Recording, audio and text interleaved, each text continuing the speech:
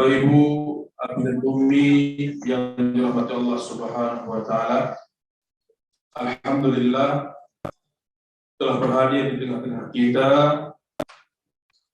Al-Ustaz Ahmad Abu Abdillah, pemateri parenting, kajian parenting pada pagi yang berbahagia ini, di mana Ustaz akan melanjutkan kepada kita pembahasan dari kitab Kaifa Turabbi Abna'ak. Materi akan disampaikan oleh Ustaz dari jam 10.15 sampai dengan jam 11.30. Kemudian dilanjutkan dengan tanya jawab dari jam 11.30 sampai dengan jam 12.00. Berhubung waktu zuhur sudah awal, yaitu jam 12.20. Bagi Bapak Ibu, Ayah Bunda, Abi dan Umi yang ingin menanyakan pertanyaan seputar kajian pada pagi hari ini, untuk Bapak-Bapak bisa langsung bertanya. Untuk Ibu-Ibu boleh melalui pesan singkat yang disampaikan kepada wali kelas, kemudian disampaikan kepada saya. Dan perlu kami informasikan kepada wali murid semuanya, insya Allah ananda kita akan mengikuti penilaian akhir semester ganjil di awal bulan Desember, insya Allah. Kami ucapkan terima kasih atas segala macam bentuk dukungan dari para wali murid semuanya, dan mohon maaf bila kritik dan saran selama ini yang telah ditujukan kepada kami perlu direalisasikan sepenuhnya. Barakallahu fikum. Selamat menikmati, menyimak kajian yang akan disampaikan oleh guru kita bersama, Al-Ustaz Ahmad Abu Abdillah. Pada Ustaz, waktu dan tempat kami persilakan.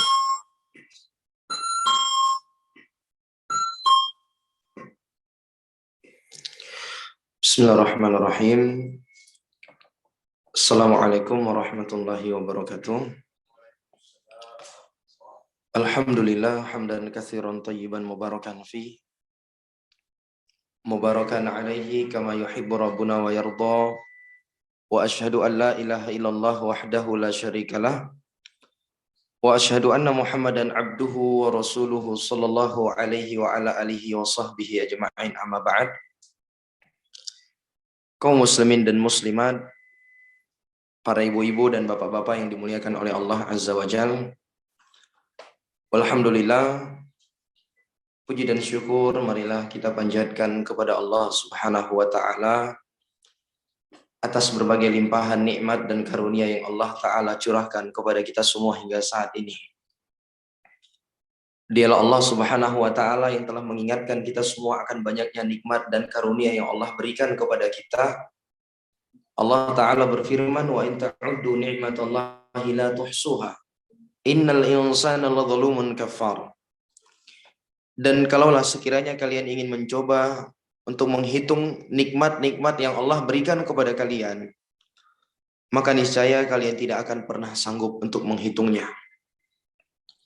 Sesungguhnya manusia itu pelaku kezaliman dan kekufuran. Begitu juga salawat dan iring salam tidak lupanya kita selanjung sajikan kepada junjungan kita Nabi besar Muhammad ibni Abdillah salawatullahi wassalamuhu alaih, kepada keluarga beliau, para sahabat beliau, serta orang-orang yang mengikuti jalan beliau hingga akhir zaman. Jamaah yang dimuliakan Allah, alhamdulillah Allah Subhanahu wa taala kembali mempertemukan kita semua di tempat yang mulia ini. Di hari yang berbahagia ini, kita semua berharap dan memohon kepada Allah semoga kiranya pertemuan ini adalah pertemuan yang diberkahi oleh Allah, pertemuan yang membawa kebaikan untuk dunia dan akhirat kita. Amin ya rabbal alamin. Jamaah yang dimuliakan Allah, kita masih berada di tema pembahasan yang sama seperti sebelumnya, mencoba membaca butir-butir nasihat yang telah digoreskan oleh para ulama kita di dalam kitab-kitab mereka yang berbicara tentang kiat-kiat di dalam mendidik dan mencetak anak menjadi anak yang soleh dan solehah. Dan tentunya jamaah yang dimuliakan Allah, apa yang akan kita sampaikan ini bukanlah hal yang datang dari diri saya pribadi. Namun saya di sini cuma sebagai perantara saja, penyambung lisannya para ulama. Kita mencoba membaca apa yang telah ditulis oleh para ulama dan kita mencoba untuk menerjemahkannya semampu kita. Jadi apa yang kita sampaikan ini bukanlah datangnya dari diri saya sendiri, melainkan hal yang telah dituliskan oleh para ulama. Jamaah yang dimuliakan Allah, sebagaimana mungkin telah kita singgung di pertemuan yang lalu, bagaimana pendidikan anak itu adalah hal yang sangat penting bagi kedua orang tua. Mengingat di samping dia adalah perintah Allah Azza wa Jalla, sebagaimana Allah telah perintahkan kepada kita di berbagai ayat di dalam Al-Quran. Allah mengatakan, ya ayyuhalladzina amanu qu anfusakum wa ahlikum nara. Wahai orang-orang yang beriman, jagalah diri-diri kalian dan keluarga kalian dari panasnya api neraka. Jadi Allah yang memerintahkan kita untuk supaya mendidik anak kita menjadi anak yang soleh dan solehah. Ternyata di samping itu jamaah yang dimuliakan Allah, kenapa pentingnya kita mendidik anak kita menjadi anak yang soleh dan solehah? Alasannya, karena manusia yang paling setia membersamai kita sampai akhir hayat kita, selain kedua orang tua kita dan pasangan kita adalah anak-anak kita. Dan itu terbukti jamaah yang dimuliakan Allah. Ketika kita sakit misalnya, yang membantu kita, merawat kita itu siapa jamaah? Anak-anak kita. Ya, setelah istri kita, setelah suami kita, ya anak-anak kita. Mana teman-teman ngopi kita, teman-teman kantor kita, mereka cuma datang sekedar jenguk kita. Benar tidak jemaah? Iya. Ketika kita berada di sakaratul maut, di mana kita di situ benar-benar butuh seorang pembimbing yang akan mentalkinkan kita la ilaha illallah. Siapa kira-kira yang akan mentalkin kita jemaah? Anak kita. Bukan teman kita. Ya. Anak-anak kita jamaah yang dimuliakan Allah. Sehingga kita butuh untuk menjadikan mereka itu sebagai anak-anak yang soleh dan soleh. Coba bayangkan jamaah yang dimuliakan kalau sekiranya selama hidup kita tidak pernah menyisahkan waktu kita untuk mereka. Tidak ada kepedulian dan perhatian kita supaya mereka ini menjadi anak-anak yang tumbuh kembang, menjadi anak yang baik. Apa jadinya jamaah yang dimuliakan? Apa yang akan kita petik tatkala kita mengalami sakit, mengalami sakaratul maut nantinya? Mereka yang akan membimbing kita. Dan lebih dari itu adalah tatkala kita sudah meninggal. Tatkala kita sudah meninggal, jamaah yang dimuliakan Allah, orang yang paling setia mendoakan kita itu adalah anak-anak kita. Anak-anak kita jamaah yang dimuliakan Allah. Teman kantor kita, teman bermain kita, teman bisnis kita, itu lupa sama kita. Ya sebagaimana kita coba. Betapa banyak teman-teman kita yang sudah mendahului kita. Ada nggak setiap berdoa kita doakan mereka jemaah? Ada nggak setiap kita berdoa kita selalu doakan mereka? Nggak ada. Mungkin kita doakan mereka sekali dua kali kalau teringat aja. Tapi orang tua kita, ada mungkin orang tua kita yang sudah mendahului kita. Kita pasti setiap berdoa, pasti kita akan ucapkan paling minimalnya Allahumma gfirli wali walidayya. Ya, pasti minimalnya itu akan kita ucapkan. Setiap kali kita berdoa, kita pasti akan doakan kedua orang tua kita. Adapun teman-teman kita, mereka akan lupa sama kita jemaah. Makanya ketika Nabi alaihi salatu wasallam mengatakan idza mata ibnu adam inqata'a anhu amaluhu illa min salas. Apabila anak Adam itu meninggal, maka akan terputuslah seluruh amalannya kecuali 3 hal. Yang pertama kata Nabi sedekah jariah, yang kedua ilmu yang bermanfaat yang diajarkan, dan yang ketiga siapa jemaah? Waladin soleh yad'u lahu. Anak yang soleh yang senantiasa mendoakan kedua orang tuanya. Mereka lah manusia yang paling setia mendoakan kita.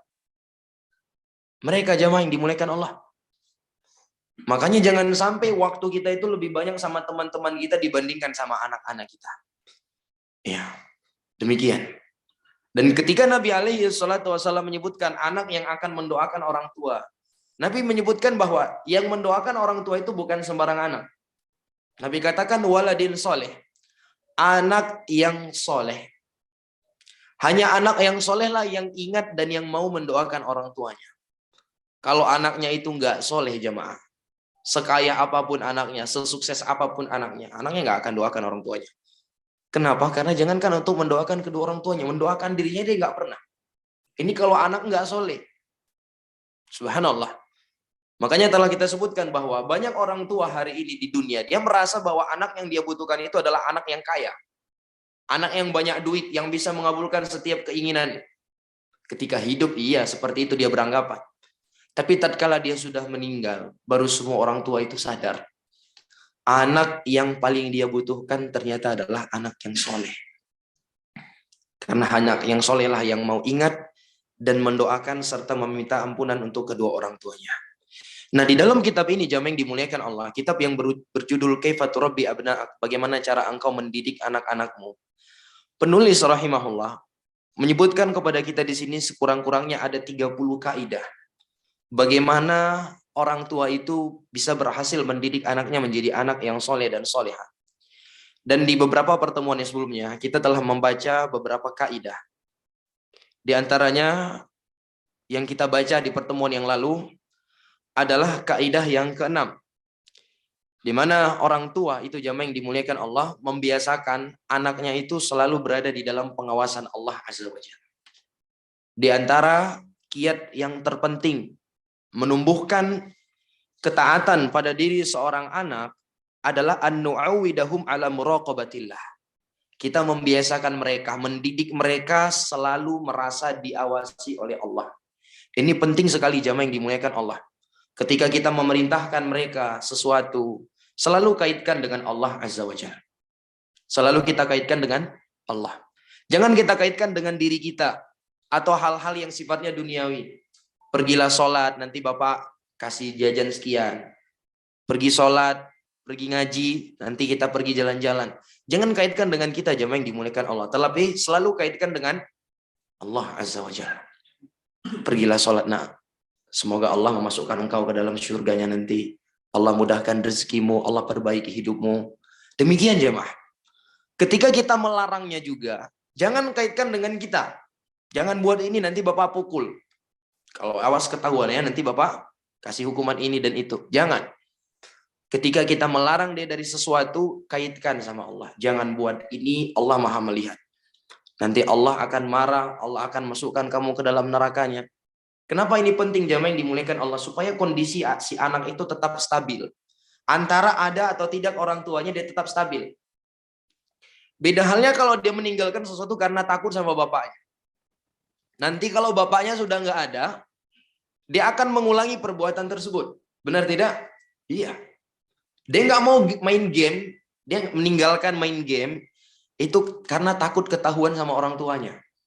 Takut ketahuan sama bapaknya. Berarti nanti ketika bapak dan ibunya nggak ada di rumah, dia main nggak itu jamaah? Main.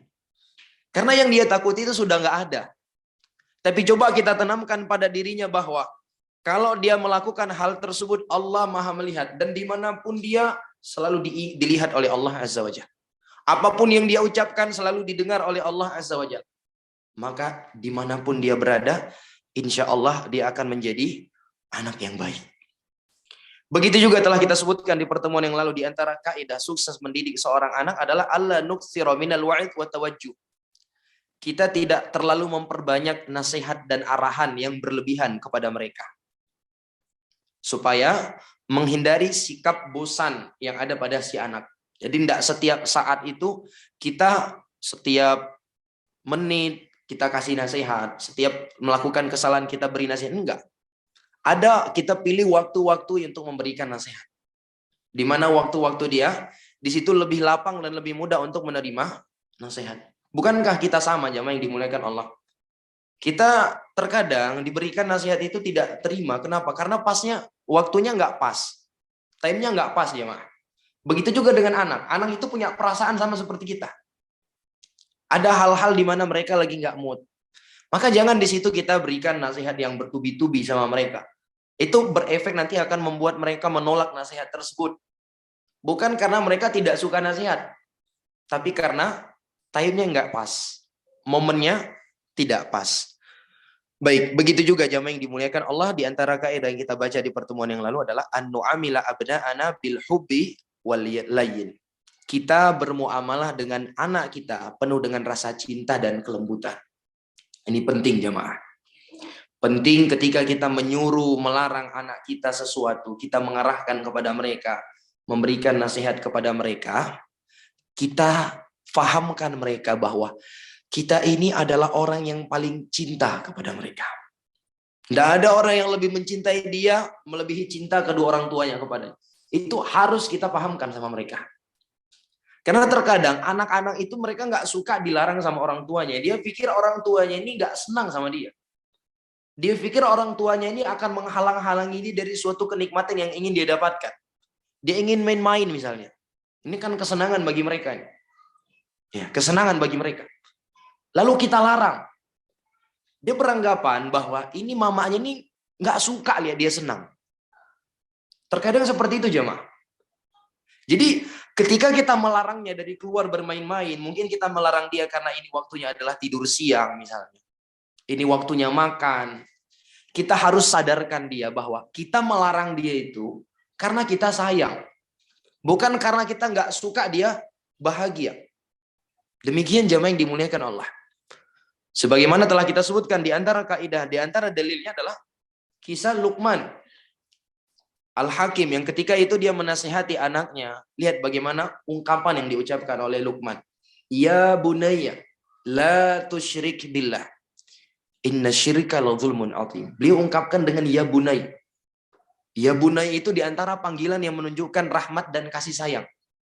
Wahai anak handa. Jadi sebelum mendapatkan pesan dari kita, si anak itu sudah sadar ini bapaknya ini sayang sama dia. Ini mamanya sayang sama dia.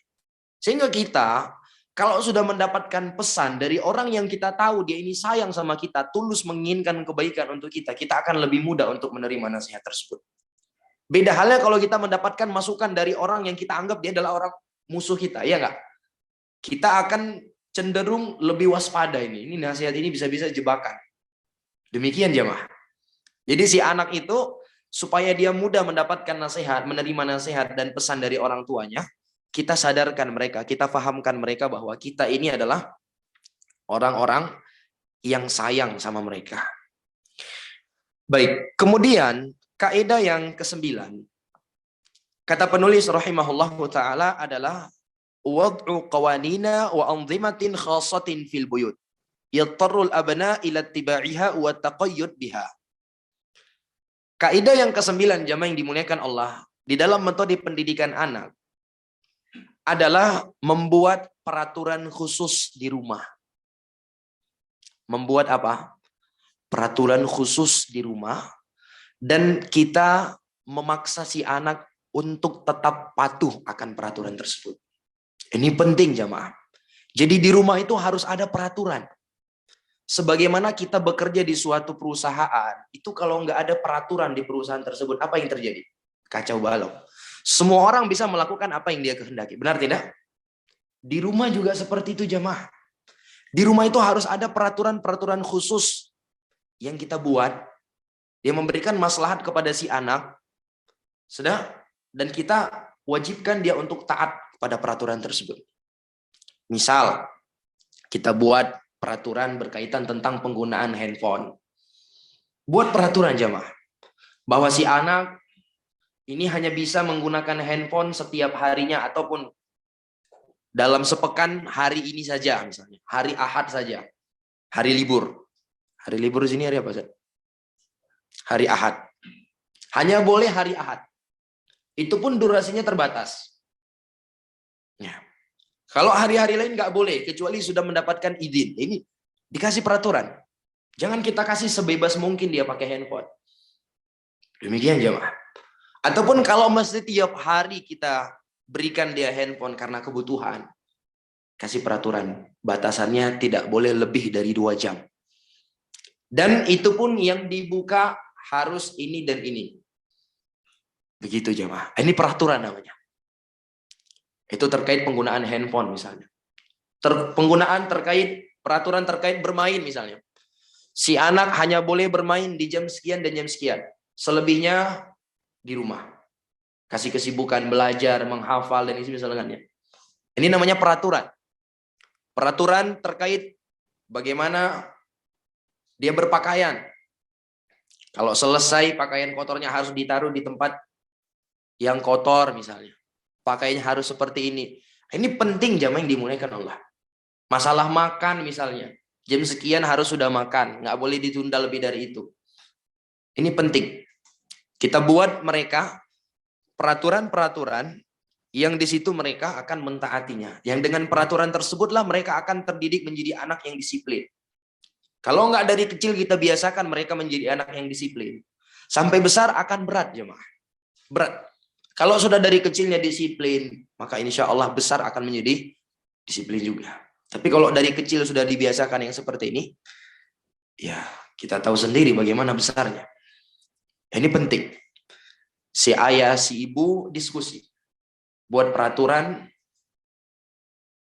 yang ada di dalam rumah. Ya kalau bisa diikut sertakan si anak, kalau memang dia sudah mampu untuk mencerna apa yang akan didiskusikan. Tidak masalah dia mengemukakan pendapat. Dan dihargai pendapatnya. Ini penting. Ketika si anak mengemukakan pendapat jamaah, itu harus dihargai. Meskipun nanti pada akhirnya kita tolak pendapat dia, tapi dihargai dulu. Kita dengar pendapat dia. Dia berpendapat seperti ini. Gimana baiknya kalau main-mainnya di jam sekian aja? Gimana kalau baiknya pakai handphonenya sekian aja? Sedang kita dengar, kita hargai. Setelah itu, baru kita timbang pendapat dia. Ini penting jamaah. Ini nanti masuk ke kaidah yang disebutkan oleh beliau, ke kaidah yang ke-10. Jelas ya? Jadi kaidah yang ke-9, untuk berhasil menciptakan anak yang soleh dan soleha itu, buat peraturan di rumah. Dan tentunya setiap keluarga itu berbeda-beda peraturannya. Ya, berbeda-beda adat kebiasaannya.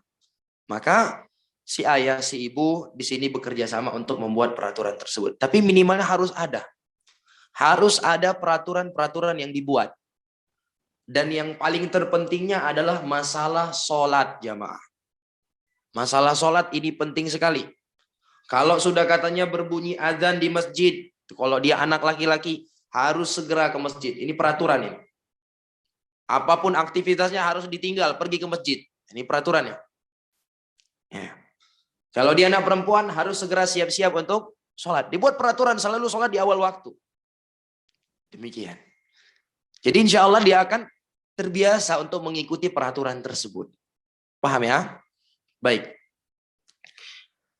Kemudian yang ke-10, kaidah yang berikutnya, kata beliau an-nu'amila ibnak, an-tu'amila banaka bihtiramin wa taqdirin wa tusy'irahu bimakanatihi wa qadrihi indak wa an yakuna li hudurihi qimatun fil majlis fama huwa syu'uru bika tujahak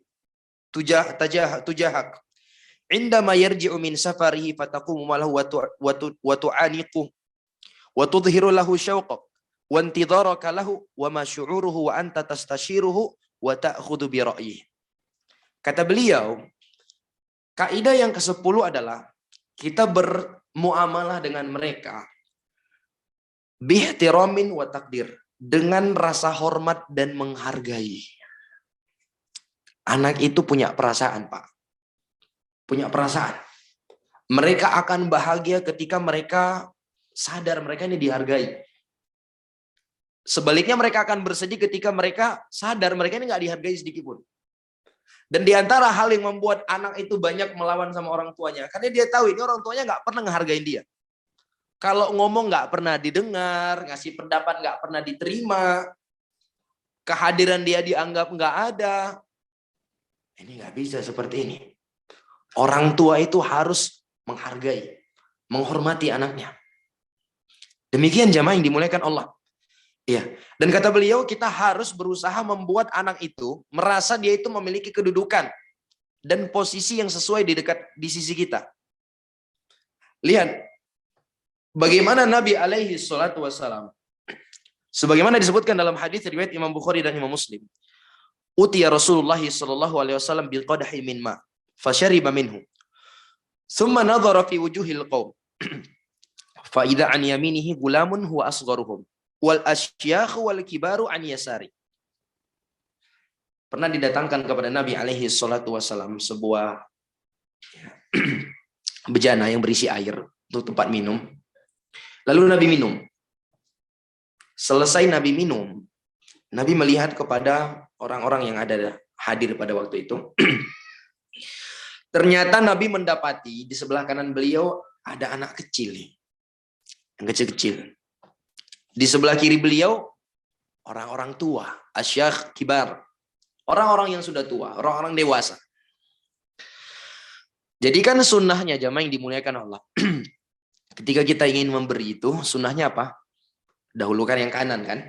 Sebagaimana kata Aisyah, karena Rasulullah sallallahu alaihi wasallam yuhibbuhu tayammun fi tana'ulihi wa tarajjulihi wa tuhuri wa fi sya'ni kulli.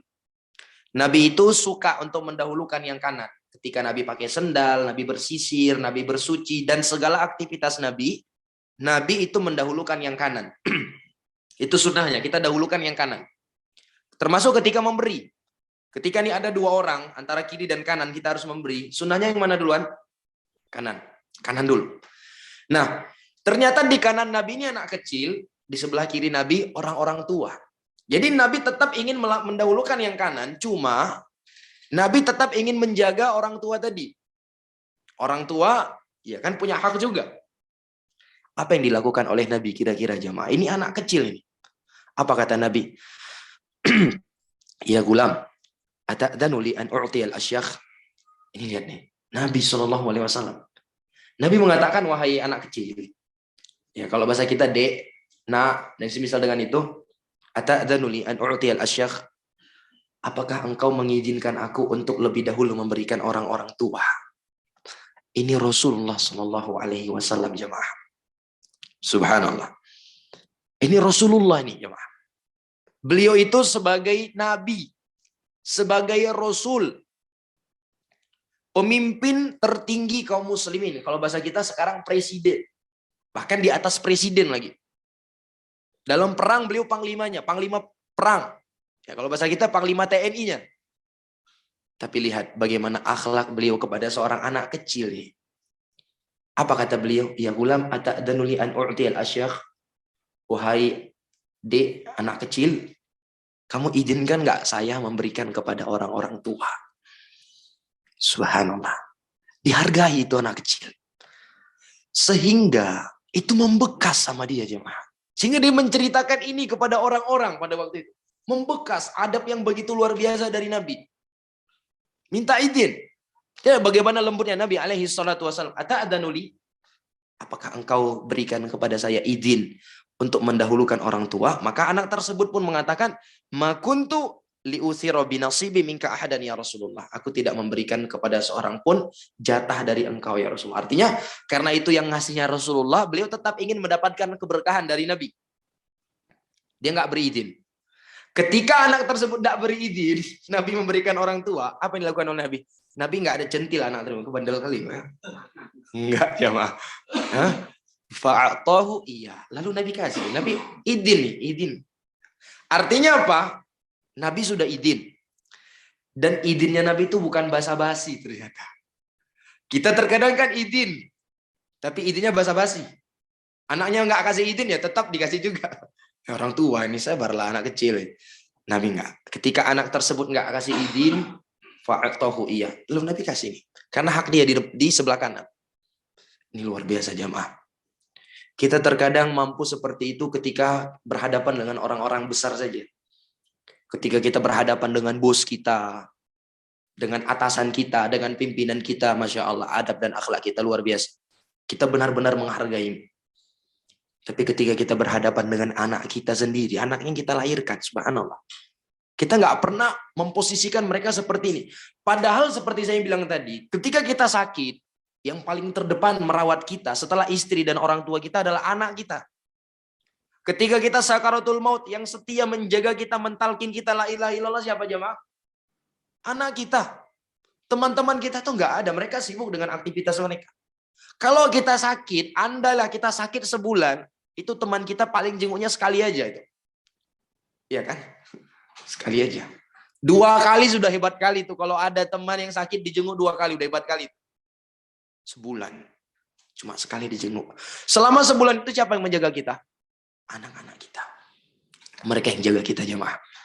Ketika kita mati, yang doakan kita siapa? Ada bos kita, pimpinan kita yang doakan kita? Jarang. Mereka hanya mendoakan kita di awal sekali mereka mendengar berita tentang kita. Semoga husnul khotimah. Semoga diampuni dosa-dosanya. Semoga dilapangkan kuburnya. Setelah itu ya sudah selesai. Besok mereka sudah lupa sama kita. Anak kita selalu ingat sama kita. Tapi kok bisa? Adab kita kepada atasan kita, kepada pimpinan kita, Masya Allah. Begitu menghormati. Sementara ke anak kita, tidak seperti itu. Jadi dihargai mereka jamaah. Ya mereka ngomong, kita dengar, kasih pendapat kita dengar. Walaupun nggak semua pendapatnya itu harus diambil. Tapi paling tidaknya mereka merasa mereka itu dihargai jamaah. Ya, apalagi anaknya sudah dewasa. Ada sebuah kisah yang sangat luar biasa disebutkan oleh beliau di sini bahwa dakhala rajul li ahadi mahallatil malabis yuridu an yashtari libasan li tiflihi as-shaghir. Bahwa kata beliau, pernah suatu ketika ada seorang lelaki. Ya, wallahu a'lam bishawab. Ini zahirnya pengalaman yang dialami oleh Syekh sendiri di sini. Ada seorang lelaki masuk ke salah satu tempat penjualan baju, butik baju. Dia ingin membeli baju untuk anaknya yang kecil nih. Litiflihis shaghir. Yang umurnya itu alladzi la yatajawaz 6 sanawat. Tidak lebih dari 6 tahun. Ya usia 6 tahun lah anaknya. Tetapi lakinnahu lam yuhdir ma'ahu tiflah. Tetapi pada waktu itu anaknya itu tidak hadir bersamanya. Lam yahdur ma'ahu tiflu. Anaknya nggak hadir bersama dia. Dia sendiri ke toko tersebut. Anaknya nggak ikut. Tapi dia ingin beli baju untuk anaknya. Terbayang ya? Seorang ayah pergi ke toko baju. Dia nggak bawa anaknya. Ya biasanya kalau ayah-ayah itu kalau bagian beli baju itu memang bukan bidang mereka ya. Itu bidang ibu-ibu itu. Ibu-ibu Masya Allah. Kalau bawa beli baju untuk anak, walaupun anaknya nggak ikut, dia tahu ukurannya. Kalau ayah-ayah itu jarang seperti itu ya. Beli baju itu bisa dia beli baju kalau bawa anaknya. Ini ukur, pakai, pas, udah. Kalau anaknya nggak ikut, jarang bisa itu. Benar ya? Taib. Jadi qadarullah anaknya tidak ikut pada waktu itu. Dan dia ingin membeli baju.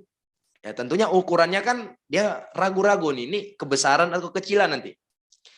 Lalu dia lihat ada seorang lelaki juga yang membawa anak. Anaknya itu hampir seumuran dengan dia dan panjangnya, tinggi badannya seumuran dengan anaknya. Lalu beliau mendatangi lelaki yang bawa anak tadi. Kata beliau, boleh nggak saya minta izin untuk mengukur baju yang ingin saya beli untuk anak saya, tapi seukurnya sama seperti ukuran anak kamu. Apa yang dilakukan oleh ayah dari anak tersebut? Dia mengatakan, kata beliau, "Fabatasama ar-rajulu fi wajhihi wa qala ana syakhsiyan la umani' 'alaik an tasta'dinahu." Fasta'danahu fawafaqa 'ala dzalik. Kata ayah tersebut, "Kalau saya nggak masalah. Silahkan. Tapi kamu minta izin dulu sama dia ini." Izin sama siapa tadi? Sama anaknya. Masya Allah ini coba. Jadi andai gini, kita nih ketemu dengan teman kita bawa anak nih. Teman kita mau beli baju untuk anak dia seukuran anak kita. Lalu dia minta izin. Minta izin ngukurin, dipakein untuk anak kita ini pas apa tidak. Lalu kita jawab, coba minta izin sama dia. Ini menghargai namanya jemaah. Ya. Jangan main, coba kamu tes aja dulu itu tuh untuk kawan anak, kawan bapak. Coba tes dulu. Enggak seperti itu jemaah. Ya, dihargai. Minta izin sama dia. Jadi teman kita minta izin sama anak. Dia nggak masalah seperti itu jemaah. Karena anak itu punya perasaan, dia punya hak. Ya. Walaupun kita tahu ini besar kemungkinan dia kasih, tapi itu tadi kita ada sikap menghargai si anak. Dengan itulah si anak tersebut juga menghargai kita. Karena tabiat manusia itu dia cenderung menghargai orang yang menghargai dia. Dia akan menghormati orang yang menghormati dia. Bukankah seperti itu? Iya. Ketika dia merasa dihargai dan dihormati oleh orang tuanya, dia pasti akan lebih menghargai dan menghormati orang tuanya. Tapi coba kalau sekiranya si anak itu nggak pernah dihargai sama orang tuanya, subhanallah. Nggak pernah dihormati sama orang tuanya. Kalau lagi ngumpul-ngumpul si anak selalu dibully misalnya. Ini hati-hati yang seperti ini. Itulah yang memicu si anak itu akan melawan sama orang tuanya. Melawan sama orang tuanya. Dia akan kurang ajar sama orang tuanya. Kalau kita sering ngebully dia, sering bercandain si anak, subhanallah, dengan candaan yang sifatnya negatif, itu akan memicu dia juga akan bersikap negatif kepada kita. Jadi dihargai jamaah yang dimuliakan Allah. Iya. Jadi diantaranya kata beliau, perhatikan bagaimana perasaan kamu dan sikap kamu ketika engkau menyambut sang anakmu pulang dari safar. Ya, misalnya berarti anaknya udah remaja nih, anaknya pulang safar. Bagaimana sikap antusias kita menyambutnya?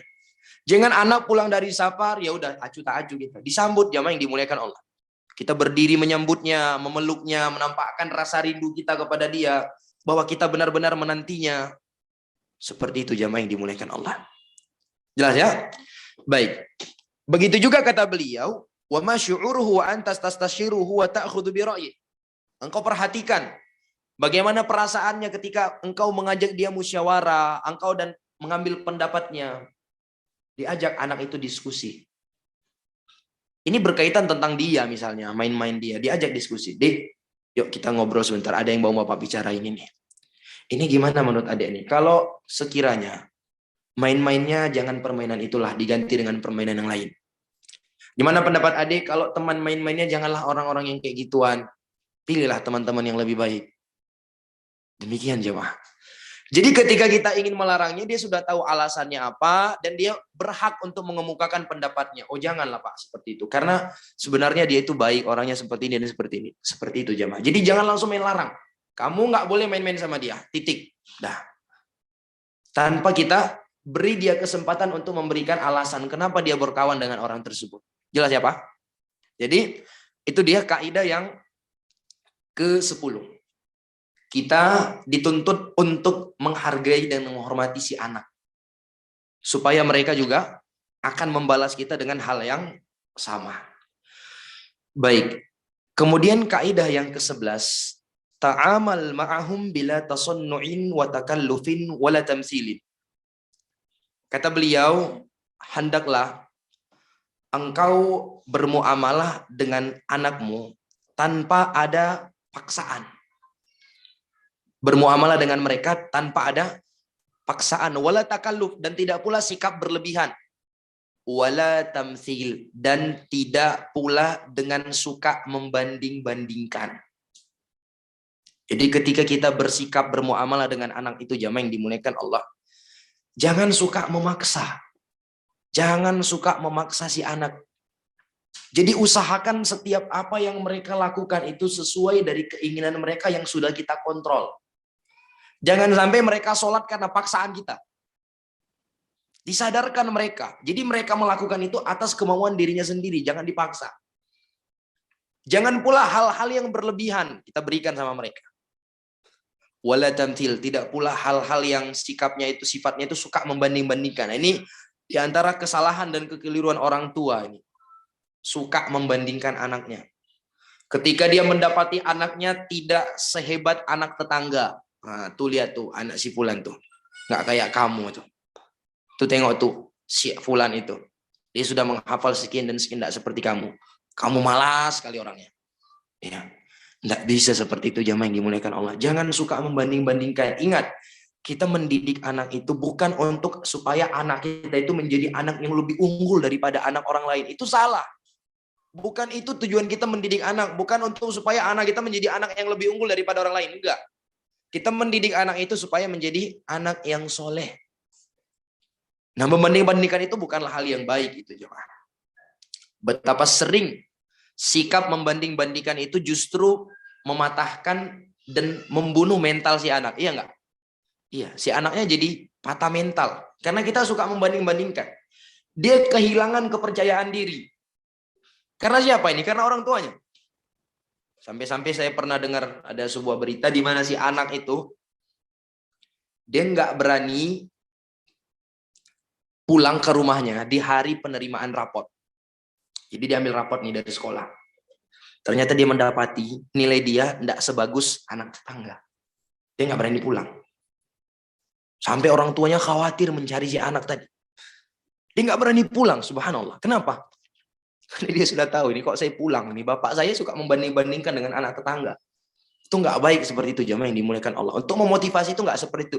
Banyak cara kita supaya anak itu termotivasi belajar. Banyak cara supaya anak itu lebih semangat lagi menghafal, semangat melakukan ibadah. Di antara cara yang harus kita hindari tentunya adalah membanding-bandingkan, tamtsil. Tidak boleh jamaah yang dimuliakan Allah kita suka membanding-bandingkan. Itu akan membunuh mental si anak. Jelas ya?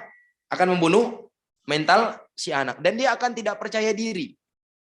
Kalau kita suka membanding-bandingkan. Demikian. Baik, kaidah yang berikutnya. Kita coba untuk menyelesaikan semua kaidah ini di pertemuan kita ini. Semoga Allah memberikan taufik kepada kita. Kaidah yang berikutnya. Allah yudhirul walidani khilafahuma amama abnaihima. Wa idha amaral walidu waladahu au nahahu fala ta'tarid alaihi ummuhu abada. Kata beliau, kaidah yang berikutnya adalah kedua orang tua itu hendaklah tidak menampakkan percekcokan mereka di depan anak. Jangan jamaah. Ada hal-hal yang di situ berselisih antara si suami dengan si istri, itu jangan di depan si anak. Contohnya kata beliau, wa idza amara al-walidu waladahu aw nahahu fala ta'tarid alaihi ummuhu abada.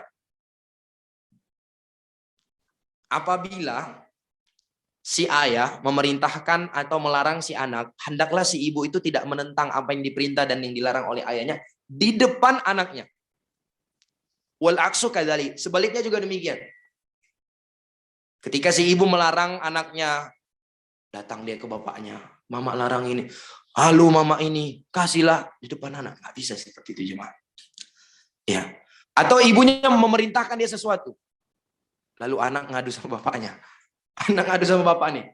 Apa yang dilakukan si bapaknya? Dimarahi ibunya di depan anak. Ini nggak bisa seperti itu jemaah.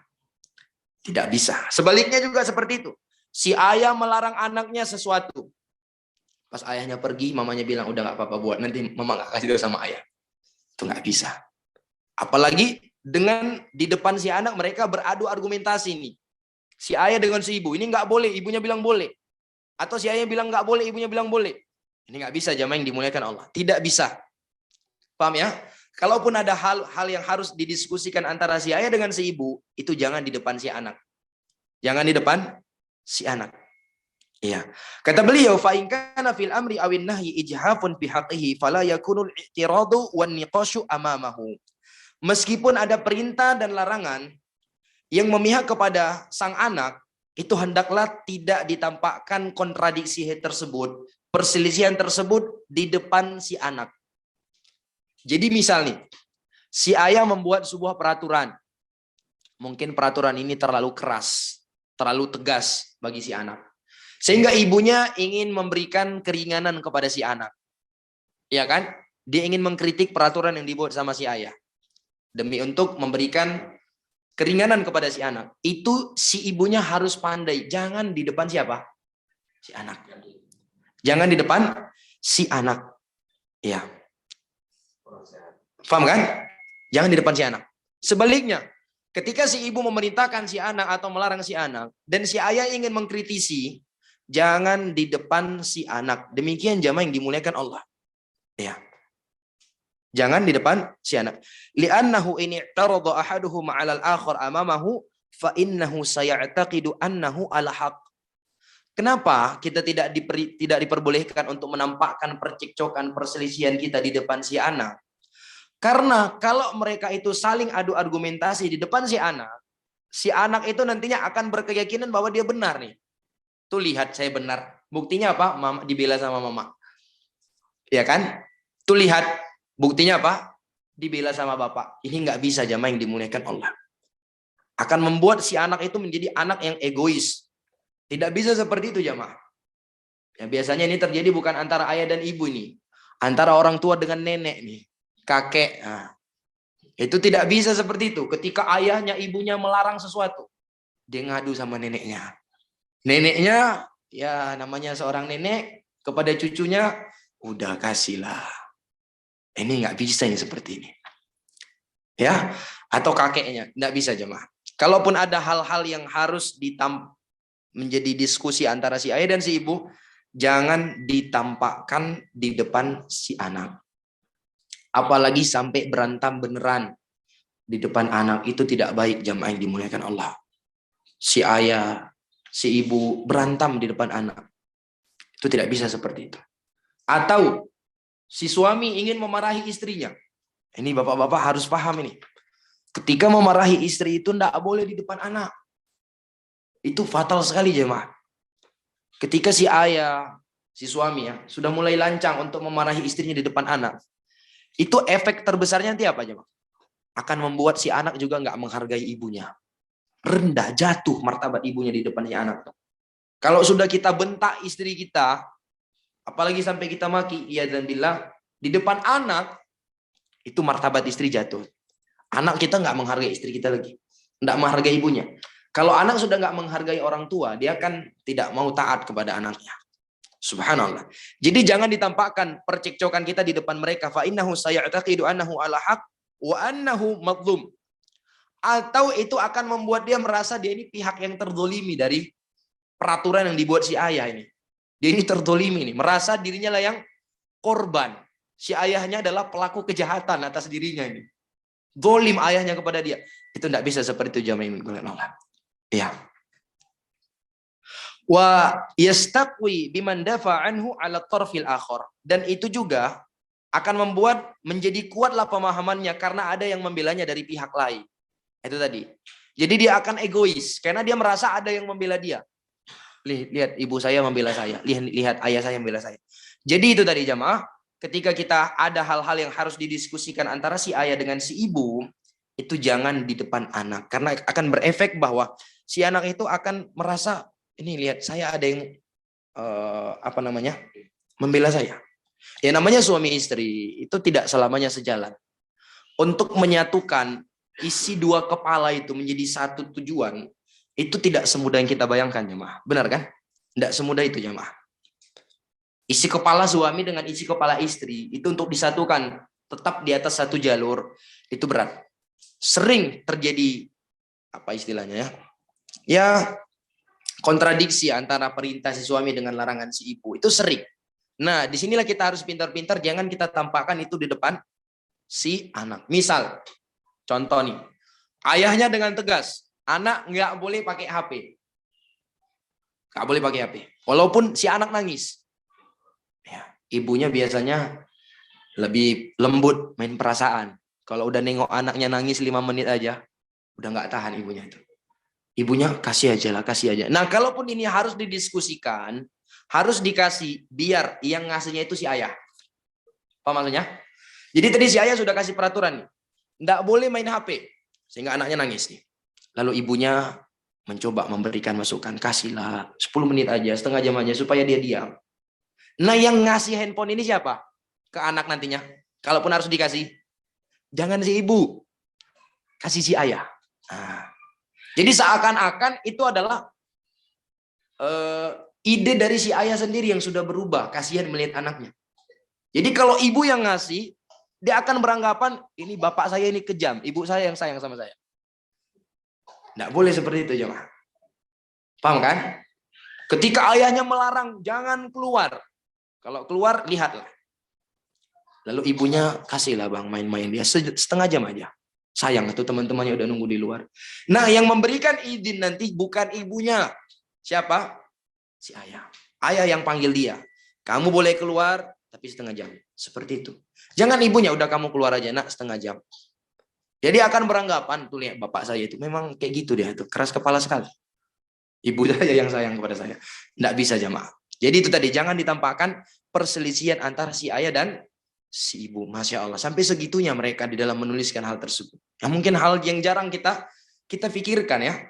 Tapi sampai segitunya mereka jamaah yang dimuliakan Allah. Ternyata itu juga berefek kepada karakter si anak nantinya. Jadi si anak itu tidak menjadi anak yang egois. Setiap apa yang diperintahkan oleh ayahnya kepada dia, apa yang dilarang oleh ayahnya, dia akan mencoba mencari jalan lain. Ini kayaknya ada yang membela saya ini.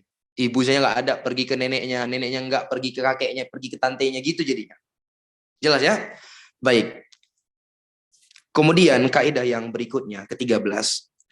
Al-qa'idatu tsalitsata asyar, kaidah yang ke-13 adalah al-julusu ma'al abna wal haditsu ma'ahum. Fahina ma yash'urul abna'u bimawaddatin tujaha walidayhi wa katsirun minal aba'i la yukhassisu waqtan kafiyan lil julusi ma'ahum wa idza qaddara lahul julusu faduna baramijin hadifatin wa hawaratin sadiqatin bal bi ahaditha mumillatin aw tafihatin wa atabatin munafiratin wa taujihatin mutakarrirah.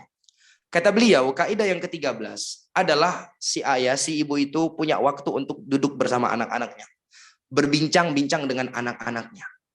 Ini penting jamaah.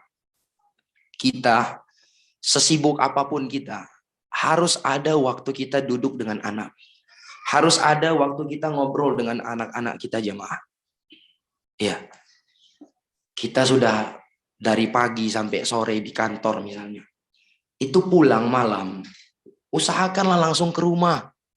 Jangan duduk ngopi lagi. Subhanallah.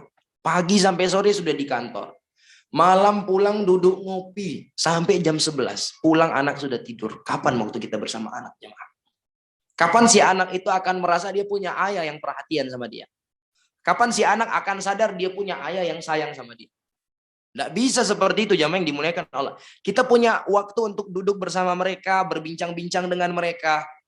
Tentunya ketika kita berbincang dengan mereka, kita mendengarkan keluh kesah mereka. Kita dengarkan bagaimana perkembangan mereka di sekolah. Ya, apa keluhan mereka di sekolah itu didengar. Subhanallah.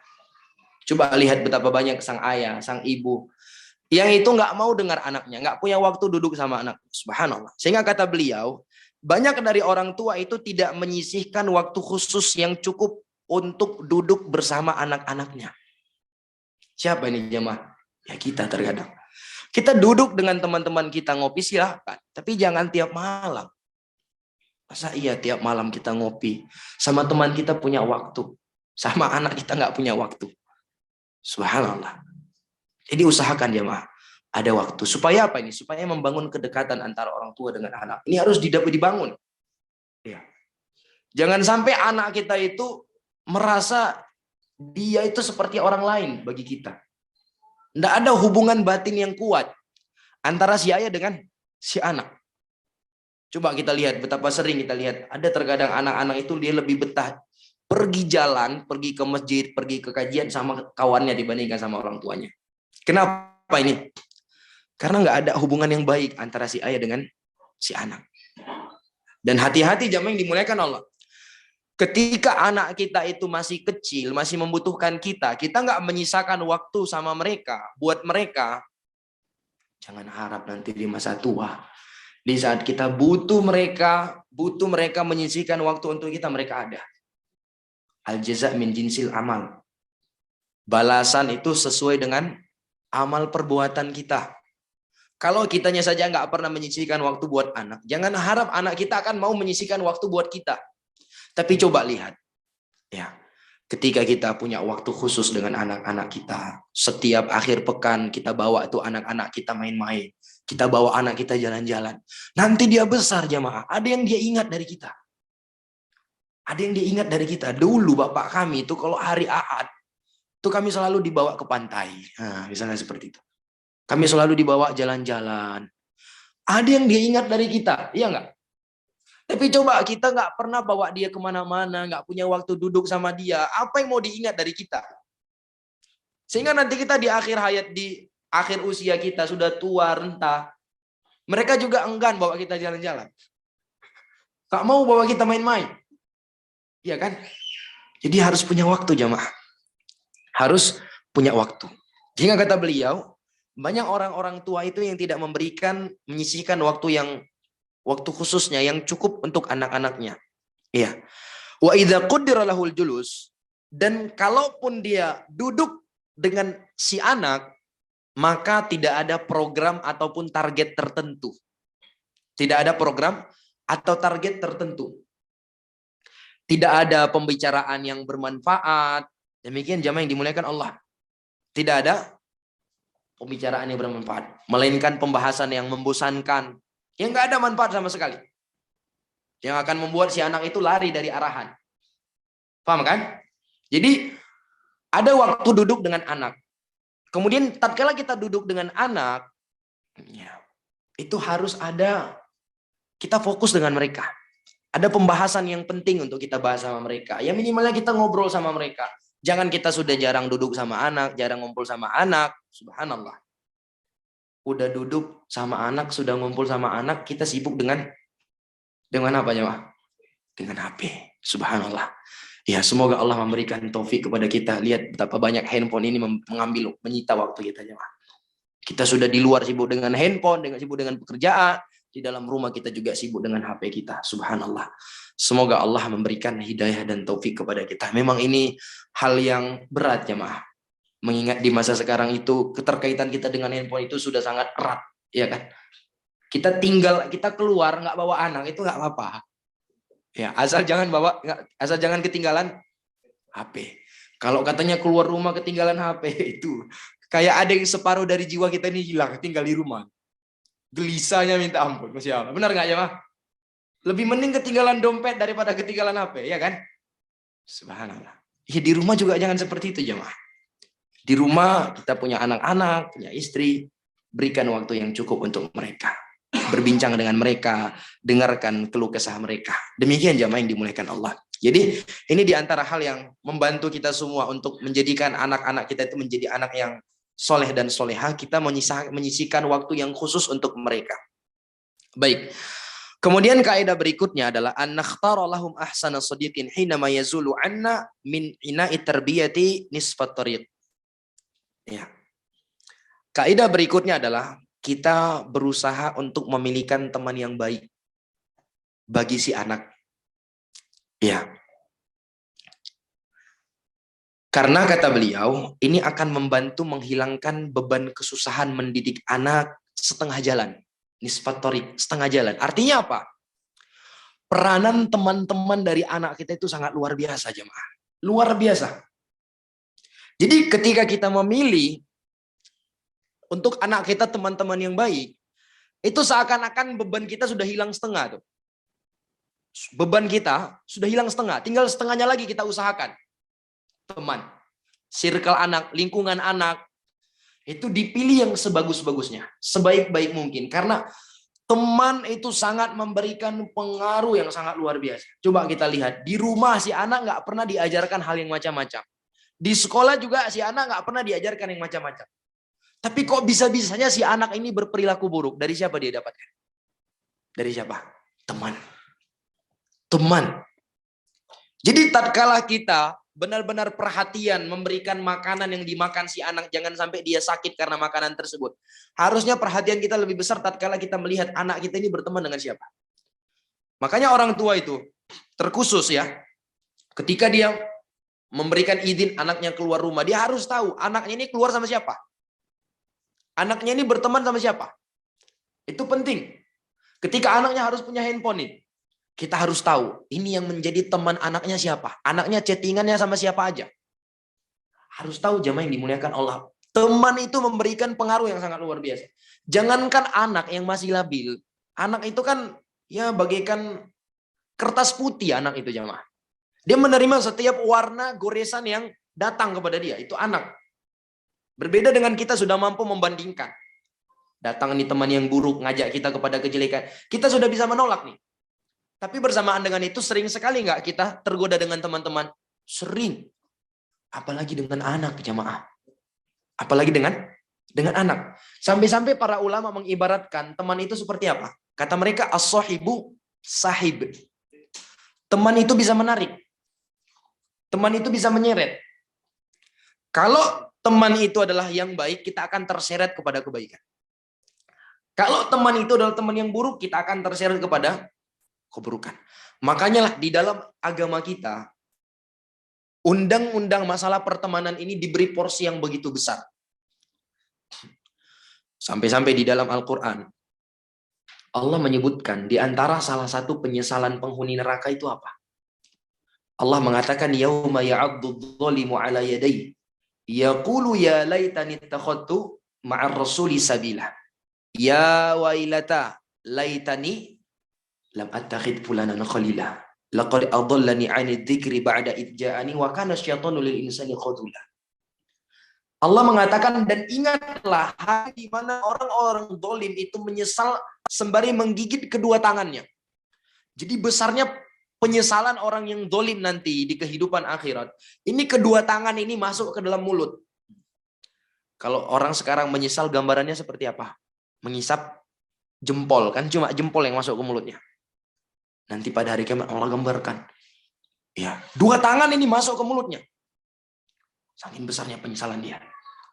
Apa penyesalannya jamaah? Ada dua disebutkan di dalam ayat ini. Kenapa tidak menjadikan mengikuti jalannya Rasul? Ini penyesalan yang pertama. Tidak mengikuti jalan Rasul.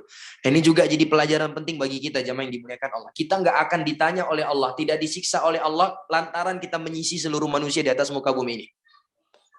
Sebanyak apapun manusia di atas muka bumi ini, kalau kita selisihi, kita nggak ditanya sama Allah. Kita akan ditanya oleh Allah Azza wa Jalla ketika kita menyelisihi satu orang. Siapa itu? Rasulullah Shallallahu Alaihi Wasallam. Sehingga jangan sampai demi untuk kita bisa tetap berada di jalan orang yang banyak, kita rela menyelisihi jalan Rasul Shallallahu Alaihi Wasallam. Andai seluruh manusia ini kita selisihi, kita nggak akan ditanya sama Allah Azza wa Jalla. Tapi kalau kita selisih satu orang ini aja, Nabi Shallallahu Alaihi Wasallam, kita akan ditanya sama Allah Azza wa Jalla. Subhanallah. Ya. Makanya Allah katakan yauma yunadihim fayaqulu madza ajabtumul mursalin. Hari di mana Allah berteriak memanggil mereka seluruhnya. Allah katakan madza ajabtumul mursalin. Bagaimana kalian menjawab seruan para rasul? Terkhusus rasul yang diutus kepada kita adalah Nabi Muhammad sallallahu alaihi wasallam. Allah nanti akan tanya, bagaimana kita menjalankan sunnah beliau, mengamalkan sunnah beliau atau tidak, mengikuti jalan beliau atau tidak, akan ditanya sama Allah Azza wa Jalla. Ini penyesalan yang pertama. Penyesalan yang kedua, ya wailata laitani lam attakhid fulanan khalila. Duhai celakanya diriku, kalau sekiranya dahulu aku tidak menjadikan si fulan itu sebagai teman dekatku. Khalil, teman dekat, teman akrab. Kalau hanya sekedar berteman biasa, mungkin pengaruhnya tidak sebesar itu. Tapi kalau sudah katanya teman akrab, itu luar biasa jemaah. Pengaruhnya sangat luar biasa. Nah, perhatikan anak-anak kita ini bertemannya sama siapa? Ya. Mereka mainnya sama siapa? Lingkungannya seperti apa? Itu berpengaruh jemaah. Jangan sampai kita sudah lelah-lelah di rumah buat peraturan, kita menempuh kaidah-kaidah yang tadi telah kita bacakan, sekolahnya juga sudah kita sekolahkan di sekolah yang insya Allah mengajarkan sesuai dengan pendidikan agama Islam. Ternyata anak kita masih aja menjadi anak yang buruk. Ternyata kita kecolongan dari segi ini. Dari sisi ini kita colongan. Apa itu? Teman si anak. Ternyata dia berteman sama anak tetangga. Yang anak tetangga ini hobinya main TikTok-an. Anak tetangganya main TikTok ini. Joget-joget main TikTok. Ngobrol ketemu sama anak kita. Jadi tengok anak tetangga ini main TikTok. Anak kita penasaran. Akhirnya ikut main TikTok. Kita heran ini. Apa jangan-jangan di sekolah diajarkan TikTok ini? Kok anak saya jago main TikTok?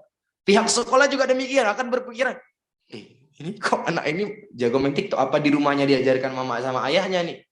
Ternyata kecolongannya dari segi mana jemaah? Teman. Luar biasa pengaruh teman ini jemaah. Luar biasa. Lihat bagaimana seorang Abu Thalib itu mati di atas kekafiran karena apa? Punya teman duduk yang jelek. Punya teman duduk yang jelek. Ya, disebutkan bagaimana Abu Thalib ini tatkala beliau sakit, yang mengantarkan beliau kepada sakaratul maut.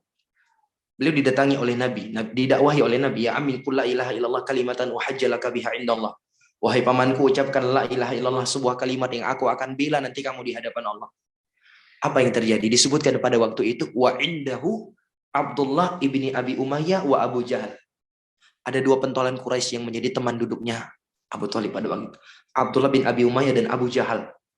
Mereka mengatakan atarghabu an millati Abdul Muthalib, wahai Abu Thalib, apakah engkau benci dari agamanya Abdul Muthalib? Dibangkitkan fanatik kesukuannya. Ini lihat teman ini. Teman. Sehingga akhirnya apa jemaah? Abu Thalib mati di atas kekafiran. Tengok tuh. Subhanallah. Begitu juga kita aja sering seperti itu. Tatkala kita mau ke masjid, sudah mulai taat, ingin hadir pengajian. Nah, teman-teman ini sudah mulai ngapain rajin-rajin kali, macam betul kali. Iya. Macam betul kali antum hijrah. Hijrah jangan kayak gitu kali lah. Santai-santai aja lah hijrahnya. Ini teman yang sangat luar biasa nih jamaah. Ya, as-sahibu sahib. Teman itu bisa menarik. Ya. Kalau kita berteman dengan teman yang baik, insya Allah kita akan membawa kebaikan. Akan membawa kebaikan. Makanya Nabi mengatakan, "Matsalul jalisi sholih wasu kahamilil miski wa nafikhil kir." Permisalan teman duduk yang baik dan yang buruk itu seperti hamilil misk, penjual minyak wangi, dengan nafikhil kir, peniup besi. Ya, kalau bahasa kita tukang las. Tukang yang suka bermain dengan api, yang panas-panasan. Fahamilul miski, kata Nabi, yang Nabi permisalkan seperti teman yang baik tadi, imma antuhdiyak wa imma antabta'a minhu wa imma antajida minhu rihan thayyibah. Teman yang baik tadi yang Nabi permisalkan seperti penjual minyak wangi, bisa jadi dia akan memberikan kepada kamu hadiah minyak wangi, kebaikan. Dia akan memberikan kepada kita nasihat, akan berikan kebaikan, masukan kepada kita yang baik. Wa imma antabta'a minhu, atau kamu yang beli dari dia. Jadi teman yang baik itu kalau dia nggak kasih nasihat sama kita, kita yang minta. Iya kan? Itu kalau teman baik. Tolonglah kasih saya arahan. Ini gimana solusinya kalau seperti ini dan ini. Dikasih kepada kita arahan. Wa imma antajida minhu rihan thayyibah. Atau paling minimalnya, kalau dia nggak kasih nasihat ke kita, kita nggak minta nasihat ke dia, kita akan mendapati bau yang wangi. Suasananya suasana yang baik selalu kalau kita duduk sama dia. Kalau kita duduk dengan teman duduk yang baik tadi, Masya Allah. Kalau nggak kasih nasihat ke kita, kita minta nasihat ke dia, minimalnya suasananya baik. Nggak gibah orang, nggak menceritakan aib orang, nggak membuka keburukan-keburukan orang, ya kan? Tidak berbicara hal-hal yang kotor. Ini kalau teman duduknya baik. Adapun teman duduk yang buruk tadi, yang Nabi ibaratkan seperti nafikhul kir, peniup besi tadi, imma an tuhriqa thiyabak. Bisa jadi dia akan membuat baju kamu terbakar. Dia akan goda kita. Dia ajak kita, ini ada job nih yuk. Ya, ini mantap ini. Cuma resikonya sedikit begini. Dia ajak kita jamaah. Ini ada ini. Yuk, kita mabuk-mabukan. Main judi ini. Subhanallah. Ya Allah, sesekali aja. Kita nggak mau awalnya. Sekali aja. Jangan cemen kali lah. Antum laki kan? Laki. Yuk lah. Biasa seperti itu. Dipanas-panasi kita. Oh, bangkitlah jiwa kejantanan kita. Yuk, apalagi anak-anak. Kalau kita yang dewasa saja sering kecolongan hal-hal yang seperti ini, apalagi anak kecil. Ya kan buat baju kita terbakar. Atau minimalnya kalau nggak buat baju kita terbakar, nggak ngajak kita kepada kejelekan, wa imma antajida minhu rihan khabithah. Engkau akan merasakan bau yang tidak sedap. Itu kalau teman duduk yang buruk. Ceritakan aib orang, bongkar aib orang, ngegibahin orang, cerita yang kotor-kotor, itulah ibarat teman. Kalau teman duduk anak kita adalah orang yang buruk, maka siap-siap anak kita akan menjadi buruk jamaah. Ya, anak kita akan menjadi buruk. Coba kita lihat, anak-anak kecil itu belum tahu apa-apa masalah pornografi. Kok bisa mereka sudah tahu? Yang kita dulu di usia mereka nggak tahu apa-apa. Apa yang membuat itu? Teman. Teman yang kasih tonton sama dia, yang kasih tengok sama dia. Teman jamaah yang dimuliakan Allah. Hati-hati. Jadi kalau orang tua ingin anaknya menjadi anak-anak yang baik, anak-anak yang soleh dan soleha, perhatikan ini jamaah. Ya, siapa yang menjadi teman mereka? Ya. Karena ini akan memberikan pengaruh. Bahkan kata beliau, kalau kita sudah memilihkan kepada mereka teman yang baik, itu bagaikan setengah beban kita selesai. Percuma kita lelah-lelah di rumah buat peraturan, di sekolah juga demikian. Tapi ternyata teman anak kita orang-orang yang jelek. Percuma. Percuma jamaah yang dimuliakan Allah. Bisa dipahami ya Bapak-bapak yang dimuliakan Allah? Jadi ini hal yang harus penting. Setengah beban kita itu berdampak dari siapa yang menjadi teman anak kita. Lingkungan anak kita itu seperti apa. Nah ini penting nih. Ketika memilih tempat tinggal itu, lihat lingkungan sekeliling. Kalau memang lingkungan itu adalah di situ komunitas orang-orang yang tidak baik, memang sudah dikenal ini kampung narkoba misalnya. Kampungnya kampung narkoba itu hati-hati. Kalau memang bisa pindah dari itu pindah. Kita khawatir anak kita juga jadi pemakai narkoba nantinya. Benar tidak? Iya. Kampung itu terkenal sebagai kampung preman. Orang banyak tawuran di situ. Anak kita juga akan menjadi seperti itu nantinya. Hati-hati jamaah yang dimuliakan Allah. Kalau memang mampu, pindah. Cari tempat yang lebih baik. Supaya anak kita memiliki lingkungan yang baik. punya teman yang baik. Demikian jemaah. Baik. Kemudian kaidah berikutnya, kaidah yang ke-15 adalah antakuna qudwatan hasanatan liwaladik. Fa idza amartahum fakun awwala man yamtathilu wa idza nahaitahum fakun awwala man yantahi. Wal Islam yanha an mukhalafatil af'al lil aqwal. Kata beliau, kaidah yang ke-15, hendaklah engkau itu, wahai orang tua, menjadi teladan bagi anakmu. Ini kaidah yang ke-15 yang dengan ini kita akhiri pertemuan kita karena waktu kita sudah habis, adalah di mana si ayah, si ibu itu, dia dituntut untuk menjadi teladan bagi anak-anaknya. Apabila engkau memerintahkan mereka, maka jadilah engkau orang yang pertama sekali melakukannya. Apabila engkau melarang mereka, hendaklah engkau menjadi orang yang pertama sekali menghindari perbuatan tersebut. Karena Islam adalah agama yang melarang kita menyelisihi antara perintah dan perbuatan kita. Antara ucapan dan perbuatan kita. Allah Ta'ala mengatakan, Ya ayyuhalladzina amanu lima taquluna ma la taf'alun, kabura maqtan indallahi an taqulu ma la taf'alun. Allah sampai-sampai mengatakan, wahai orang-orang yang beriman, kenapa kalian mengucapkan sesuatu yang kalian gak melakukannya? Kenapa? Kata Allah. Sungguh teramat besar kemurkaan Allah Azza wa Jal ketika kalian mengucapkan sesuatu yang kalian sendiri tidak melakukannya. Demikian jamaah yang dimuliakan Allah. Wal qudwatu ma'al atfal min ahammi wasailit tarbiyah. Wa tiflu yujidu taqlida wal muhakah. Fal wajibu 'alal murabbiyin an yakunu qudwatan salihatan liyahdharul abwani an yara minhum abna'uhum fi'lan aw qawlan qabihan. Kata beliau, menjadi teladan bagi anak itu adalah perkara dan wasilah yang sangat penting di dalam pendidikan. Dan kata beliau, watiflu, ini kaidah jemaah. Watiflu yujidu taqlid wal muhaka. Anak itu adalah peniru dan pencontoh yang sangat baik. Anak itu jemaah. Kalau kita ingin melihat orang yang sangat jago di dalam meniru, jago di dalam mencontoh, itu lihat anak kita. Coba lihat. Ya. Lihat anak kita jamaah yang dimuliakan Allah. Dia adalah pencontoh yang sangat baik. Sehingga wajib bagi orang-orang yang mendidik anaknya, bagi para pendidik, untuk menjadi teladan yang soleh. Serta hendaklah dia berhati-hati sebisa mungkin. Jangan sampai anak-anaknya itu melihat dari mereka perbuatan ataukah ucapan yang buruk. Ini kaidah yang penting. Ketika kita ingin melahirkan anak-anak yang baik, anak-anak yang soleh, artinya apa? Mulai dari diri kita. Ya, mulai dari diri kita. Ketika kita ingin anak kita itu rajin sholat, jangan cuma main perintah aja ya. Jamaah yang dimuliakan Allah, bapak-bapak, ibu-ibu. Pergi sholat ke masjid. Nah, bapaknya sendiri nggak sholat. Anaknya disuruh ke masjid, bapaknya sholat di rumah. Nyambung nggak ini jamaah? Nggak nyambung. Nggak bisa ini jamaah. Anak itu dia akan melawan dia. Di hatinya itu melawan. Ini bapak saya suruh ke masjid, dia nggak ke masjid. Walaupun dia nggak ungkapkan ke kita karena dia takut sama kita. Tapi paling tidaknya ini ada perlawanan di dalam hatinya. Nggak bisa. Kalau kita ingin mereka itu baik, tunjukkan dengan perbuatan sebelum kita dengan ucapan. Jadi sebelum kita perintahkan mereka bersedekah, tampakkan dulu kita ini adalah orang yang rajin sedekah.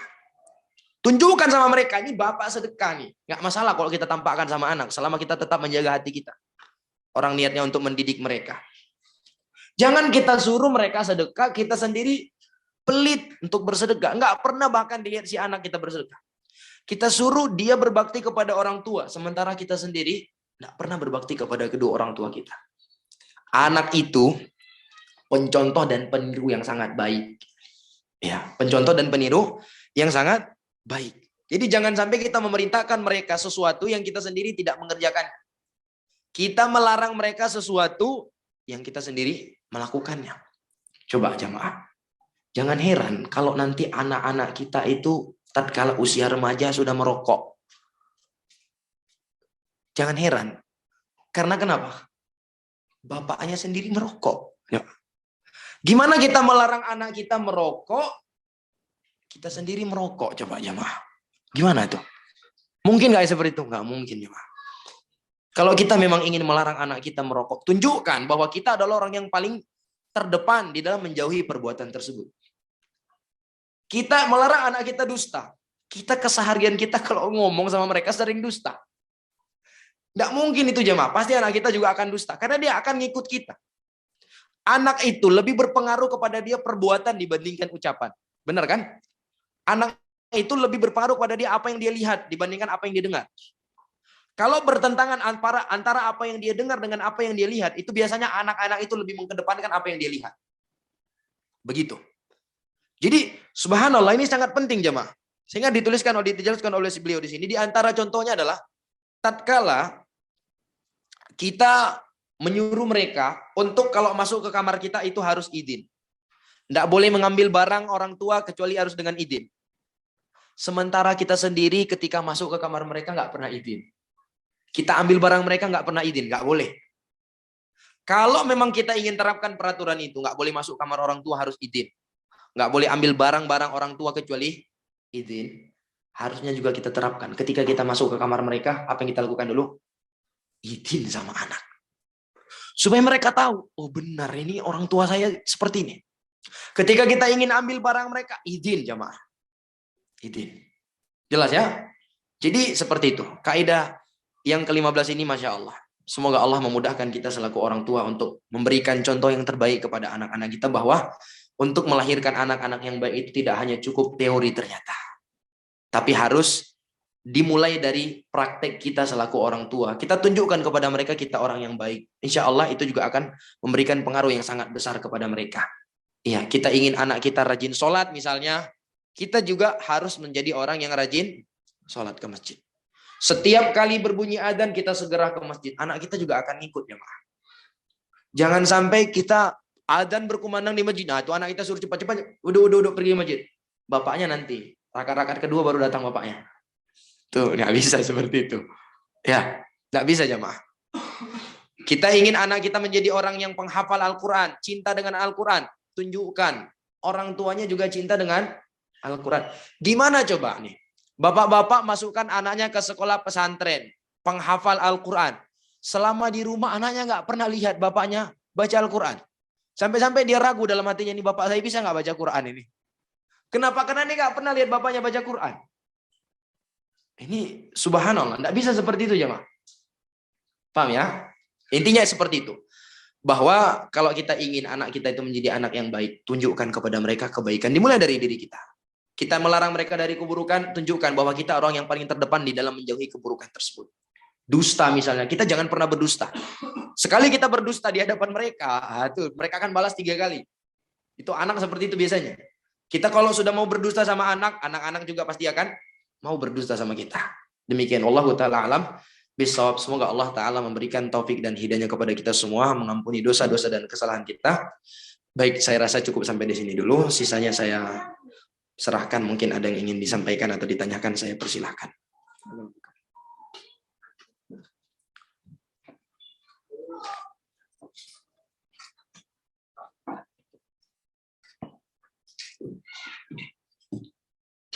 Bapak yang ada pertanyaannya silakan.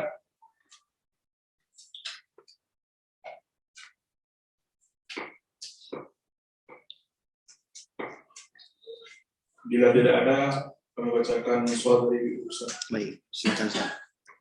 Assalamualaikum. Ustaz, bagaimana menanamkan dan memberikan pemahaman agar anak mau dekat dengan ayahnya? Karena anak yang takut pada ayahnya, karena sikap dan perbuatan ayah yang selalu egois dan suka marah-marah. Langsung marah tanpa mau mendengarkan alasan terlebih dahulu. Mohon pencerahannya. Baik, pertanyaannya tadi bagaimana menyadarkan apa? Gimana Ustaz? Bagaimana menanamkan dan memberikan pemahaman agar anak mau dekat dengan ayah? Baik, bagaimana menanamkan pemahaman agar anak dekat dengan ayah? Maka jawabannya dimulai dari si ayah. Gimana kita tuntut si anak untuk tetap dekat dengan ayahnya, menjalin hubungan dengan anaknya, sementara si ayahnya sendiri, ya seperti itu disebutkan, egois, suka marah-marah, tidak menghargai anaknya, itu tidak akan mungkin berhasil jamaah yang dimulaikan Allah. Berarti harus dimulai dari siapa? Dari si ayah dulu. Jadi yang dinasihati di sini si ayahnya lah. Bukan si anak yang kita paksa terus untuk memaklumi kedua si ayahnya. Itu nggak bisa seperti itu. Si anak kita paksa memaklumi ayahnya, selalu menjalin hubungan dengan ayahnya, iya, baik dengan ayahnya, dekat dengan ayah. Sementara si ayah sendiri tidak menjaga hubungan yang baik dengan anak. Jadi kalau ditanya bagaimana caranya, dimulai dari si ayah. Si ayah harusnya diberikan nasihat, diberikan kesadaran bahwa penting menjalin hubungan yang baik dengan anak. Jangan dimuliakan Allah. Seperti saya bilang berkali-kali jamaah. Manusia yang paling setia menemani kita itu anak. Anak jamaah. Di dunia dan di akhirat. Anak. Ketika kita sudah mati, yang mendoakan kita anak. Ketika kita sakit, yang perhatian sama kita siapa? Anak. Jadi jangan sampai anak ini yang harusnya orang yang paling kita jaga perasaannya, justru menjadi orang yang paling jauh dari kita. Rugi jamaah. Apa gunanya punya anak kalau hubungan kita dengan anak nggak baik? Apa gunanya jamaah yang dimuliakan Allah? Subhanallah. Kita punya anak itu tadi. Supaya ada yang meneruskan kita. Ada yang mendoakan kita ketika mati. Benar tidak jamaah? Itu. Tujuan punya anak itu. Ketika kita mati, ada amalan-amalan yang mengalir tetap sama kita. Ada doa-doa yang selalu terangkat kepada Allah Azza wa Jalla, kepada kita. Melalui anak kita. Begitu jamaah yang dimuliakan Allah.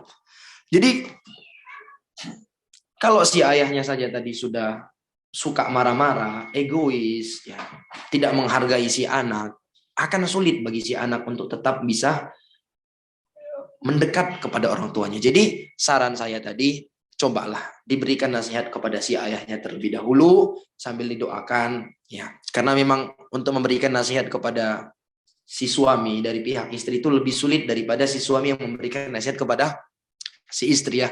Karena suami ini biasanya lebih cenderung kepada egois, merasa dirinya sebagai pemimpin, merasa dirinya adalah yang lebih paling tinggi daripada istrinya, sehingga nasihat-nasihat yang datang dari istrinya itu terkadang susah untuk diterima. Padahal Nabi saja, Nabi itu ada kalanya Nabi mengambil nasihat dari siapa?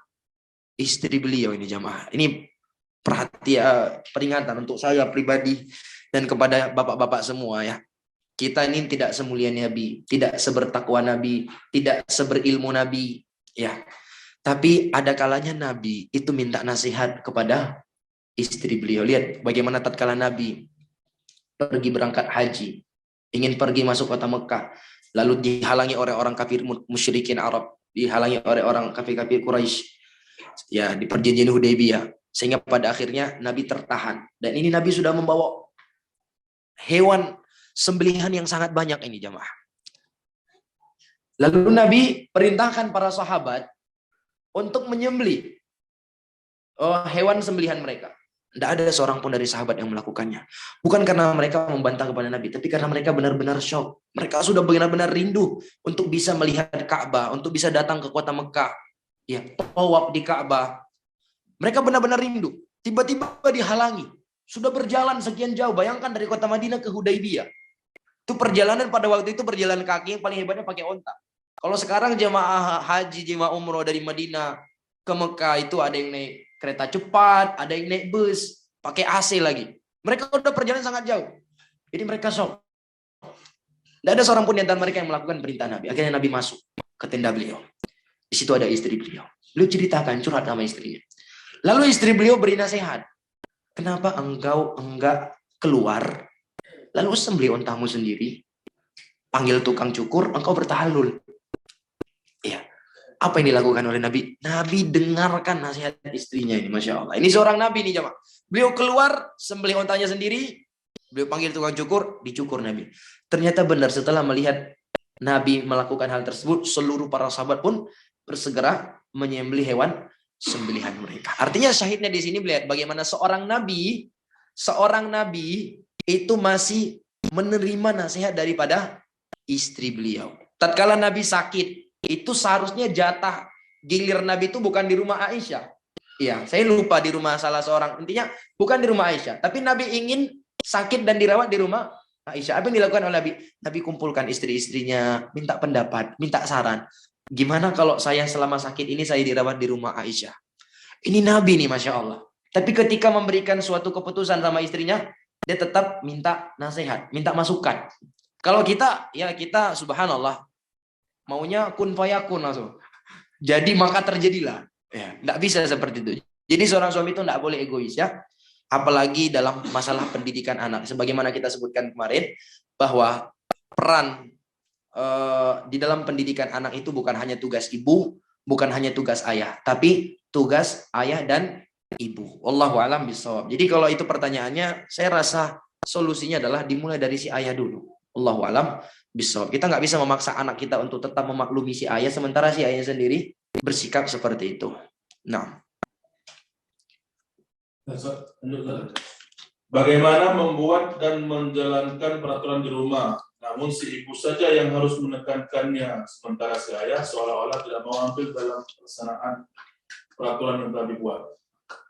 baik. Masya Allah. Jadi mungkin dalam hal yang seperti ini, kalau memang si suaminya tidak seaktif si ibu, mungkin suaminya juga banyak kegiatan di luar, sibuk di luar, sehingga ya memang peranan ibu tuh lebih besar daripada si ayah. Karena si ayah ini banyak aktivitas di luar rumah, sementara ibu di rumah. Tapi kalau memang seperti itu, selama si suaminya tidak menghalang-halanginya, artinya suaminya mendukung, cuma tidak bisa turut andil seaktif ibunya, maka tidak masalah dalam hal tersebut. Ya si ibu yang bekerja, maka pahalanya lebih banyak kepada si ibu. Demikian Allah Ta'ala alam bisawab. Selama suaminya tidak menghalang-halanginya begitu. Jadi kalau memang ibunya saja, ya sudah. Karena memang ibu yang lebih banyak di rumah. Artinya aktivitas si anak di rumah itu lebih banyak bersentuhan dengan siapa? Si ibu dibandingkan si ayah. Wallahu a'lam bishawab. Ya. Bagaimana kiat agar suami mau bersama-sama dalam mendidik dan mengajarkan anak di rumah?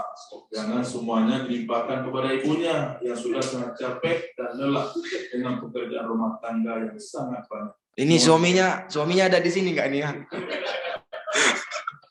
Ini pertanyaannya menyerang suami juga nih. Takut saya dibalas sama bapak-bapak nih nanya masalah ibu. Baik. Allahu a'lam bishawab. Itu tadi jamaah yang dimuliakan Allah. Jauh-jauh hari sebelum kita menikah, ya sebelum kita memilih menentukan siapa yang akan menjadi suami kita, Nabi kan sudah sebutkan. Apa kata Nabi? Fadfar bidzatid din taribat yadak. Pilihlah yang baik agamanya, maka engkau akan selamat, engkau akan beruntung, engkau akan bahagia. Dan ini bukan hanya berlaku bagi laki-laki, bagi wanita juga demikian. Si laki-laki sebelum dia menikah diperintah untuk memilih istri yang baik, istri yang solehah. Si perempuan juga seperti itu. Sebelum dia menikah, dia dituntut untuk memilih laki-laki yang soleh juga. Bahkan si wanita lebih penting. Kenapa? Karena dia akan berada di bawah kekuasaan si suaminya nanti. Subhanallah. Makanya itu tadi. Jadi sebelum menikah itu pilih yang terbaik agamanya. Jangan hanya melihat ketampanan, melihat berapa gajinya, apa pekerjaannya. Subhanallah. Demi Allah, jamaah yang dimuliakan Allah, itu semua bukanlah patokan kebahagiaan. Betapa banyak kita lihat orang-orang yang suami istri itu tampan dan cantik. Gaji mereka banyak. Tapi rumah tangga hancur. Kenapa? Tidak ada ketakwaan kepada Allah Azza wa Jalla. Tidak ada ketakwaan kepada Allah. Jadi sebelum menikah Nabi sudah ajarkan kepada kita. Pilih yang terbaik agamanya. Agamanya dulu dilihat. Jadi kalau ada yang mau datang melamar kita, lihat agamanya dulu. Jangan lihat pekerjaannya. Agama dulu jamaah yang dimuliakan Allah. Nah kalau sudah terlanjur, bagaimana itu? Ya, qadarullah masyafa'al. Kalau sudah terlanjur, bukan artinya minta cerai. Tapi berdoa, berusaha semaksimal mungkin. Berdoa kepada Allah Azza wa Jalla. Semoga Allah memberikan hidayah, taufik kepada pasangannya, kepada suaminya, kepada istrinya. Sekaligus menempuh cara-cara yang diperbolehkan. Seperti memberikan nasihat kepada si suami. Pilih momen-momen terbaik ketika memberikan nasihat kepada suami. Biasanya suami itu dulu kalau sudah berada di atas tempat tidur sama istrinya, itu apa yang dibilang istrinya insya Allah dengar. Demikian, jangan pulang kerja langsung kasih nasihat. Lagi capek-capek dikasih masukan. Jangan ibu-ibu yang dimuliakan Allah. Pilih momen yang pas. Benar tidak? Seperti siapa itu seorang sahabiah, saya lupa namanya. Yang tatkala anaknya meninggal. Tahu kisahnya ya? Anaknya meninggal nih, subhanallah. Suaminya lagi di luar kerja. Meninggal anaknya, suaminya nggak tahu. Lalu begitu suaminya pulang nih, dilayani suaminya, Masya Allah. Dilayani suaminya, tidur bareng suaminya. Setelah tidur sama suaminya, baru dikasih tahu anaknya meninggal. Ini fikih ini jamaah. Ini kecerdasan seorang wanita terlihat di situ. Dia memilih momen yang pas ketika ingin memberikan masukan kepada suami. Karena itu saya bilang, suami itu sensitif, apalagi dapat nasihat dari istri, sensitif. Jadi harus pandai-pandai di dalam memberikan, mencari momen yang pas. Ini yang pertama, cari momen yang pas. Kemudian di dalam memberikan masukan kepada suami, itu intonasi suara itu benar-benar diperhatikan ibu-ibu yang dimuliakan Allah. Saya laki-laki dan saya tahu kelemahan laki-laki itu. Kelemahan laki-laki itu adalah tatkala suaranya lembut. Itu kalau suaranya sudah lembut, insya Allah laki-laki itu akan luluh. Tapi kalau sudah katanya suara meninggi, kesannya memarahi, ya, itu siap-siaplah ibu-ibu. Suami lebih besar suaranya daripada ibu. Lebih bisa keras daripada ibu-ibu. Jadi untuk memberikan masukan kepada suami itu harus lembut-lembut. Pilih tutur kata yang bagus. Nada suaranya juga jangan tinggi, demikian. Kalau kita tidak mampu, mungkin bisa kita pakai lisan orang lain. Kita kirimkan kepada dia ceramah. Bang, ini ada ceramah ini. Coba kita dengar sama-sama, Bang. Yuk. Nah, coba dengarkan ini, Bang. Ini bagus nggak kira-kira? Seperti itu. Jadi jangan kita kasih ceramah, Bang. Abang wajib dengar ini. Abang, adek tengok abang nih kayaknya kurang arahan. Wah, ini gawat ini. Bisa-bisa handphone melayang itu jamaah.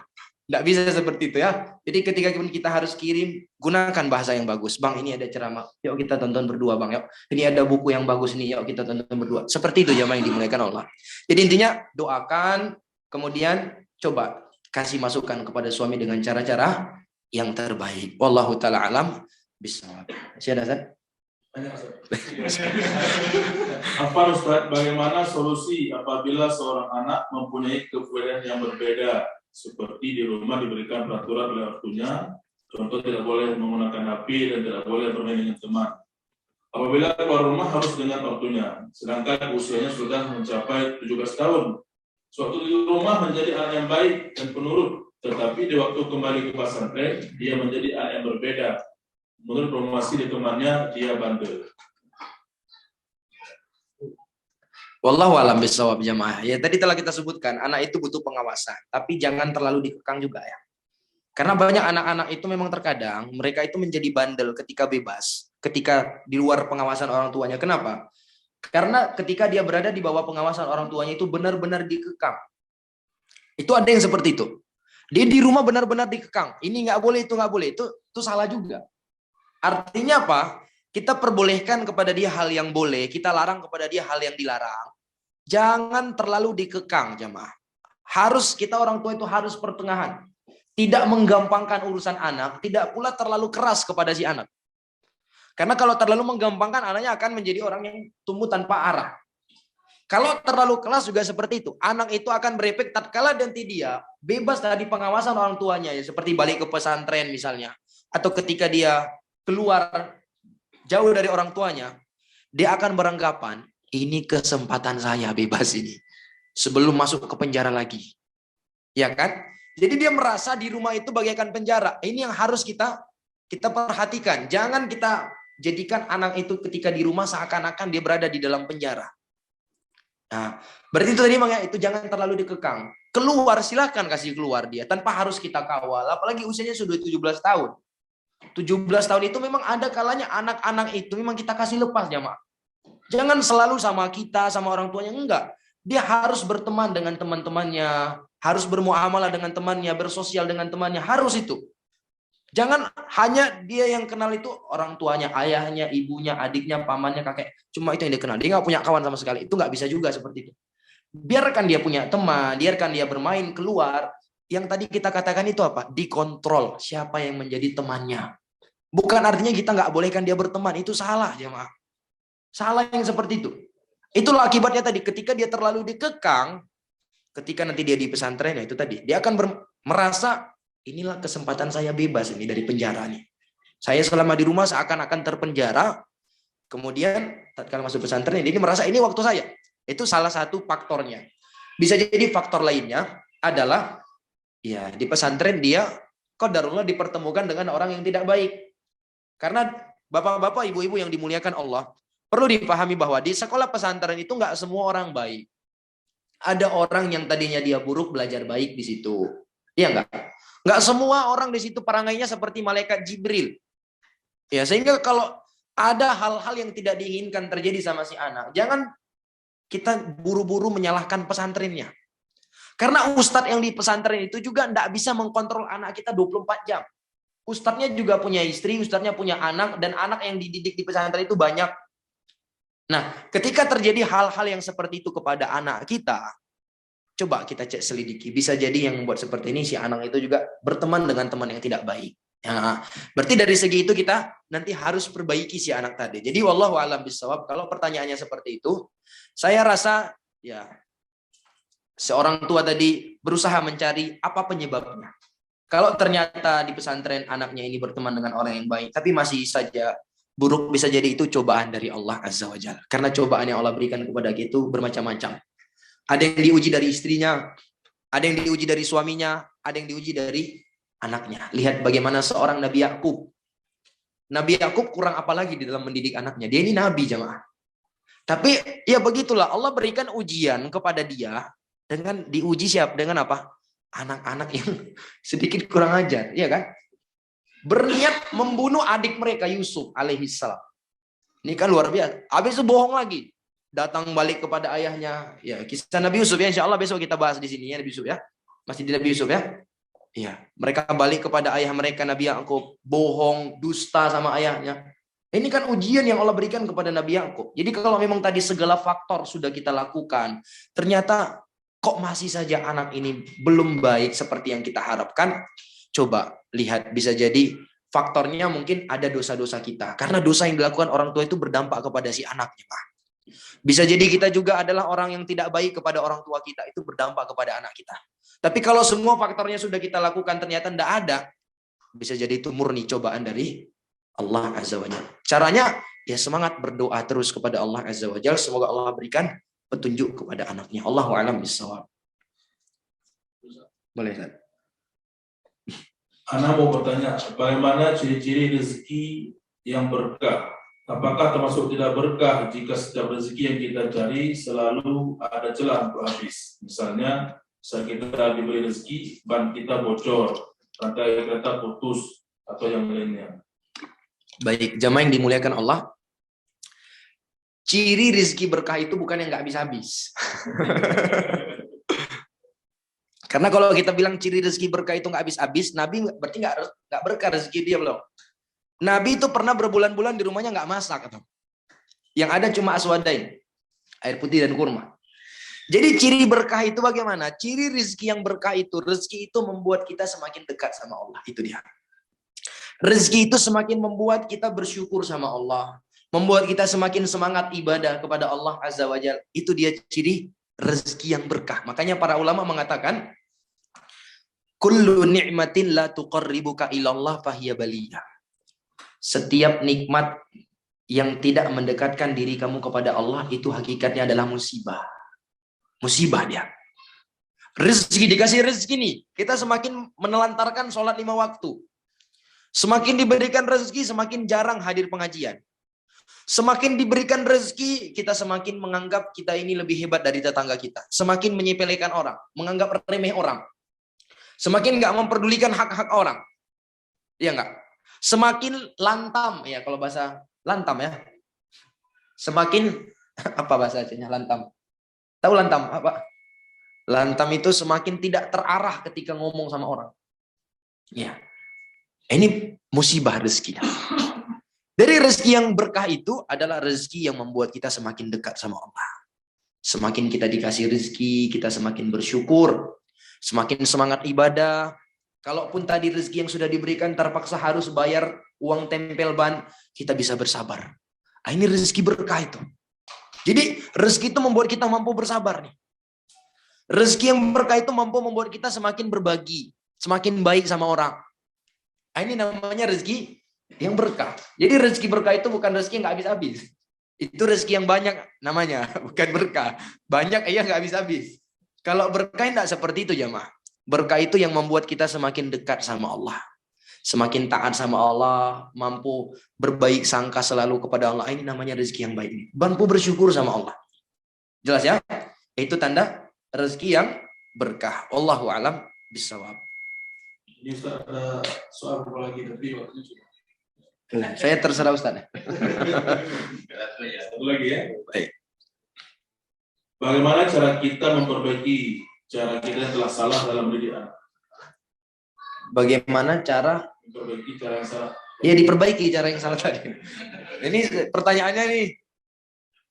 Bagaimana cara memperbaiki cara yang salah? Ya diperbaiki cara yang salah tadi. Itu dengan belajar. Benar tidak? Iya kan? Bagaimana cara memperbaiki cara yang salah? Ya, diperbaiki.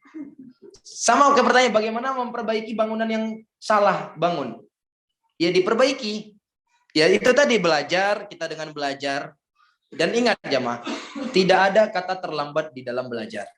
Jangan kita orang tua ini merasa kita sudah tua nih 40 tahun, 50 tahun, mungkin ada 60 tahun. Kayaknya udah enggak waktunya lagi lah belajar ini, sudah terlambat. Enggak, salah jemaah. Tidak ada kata terlambat di dalam belajar. Coba kita lihat.